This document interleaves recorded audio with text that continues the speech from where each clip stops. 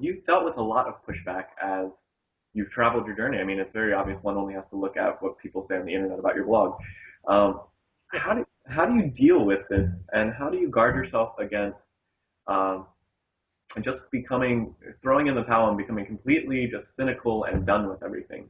How would you guard yourself against that? Okay, well, I have been accused of being cynical and bitter and so on. And maybe I have at points.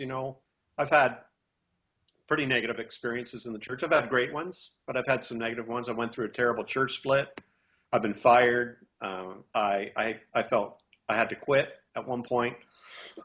So, I've had negative influences, and sure, maybe I reacted out of bitterness and anger and things like that. But I think mostly my major theme is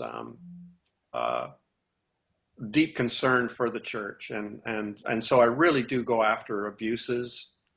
I go after control issues. I go after spiritual abuse, and inequalities and things like that.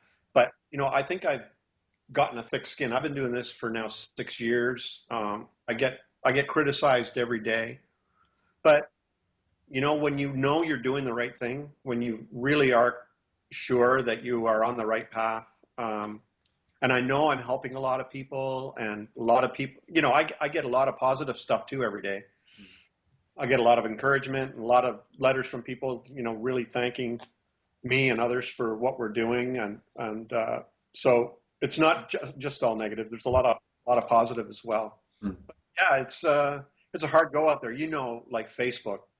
Facebook is like Thunderdome, right? You go in there, you're not going to come out without bruises and cuts. It's just brutal in there. But I kind of enjoy it. I love a good fight, and I think I'm fighting for something worthwhile. For people to be free, independent, and not to be coerced or manipulated or controlled or abused. So these things matter to me, and I'm willing to take a few kicks for it. Yeah. Yeah. Wow. And so, kind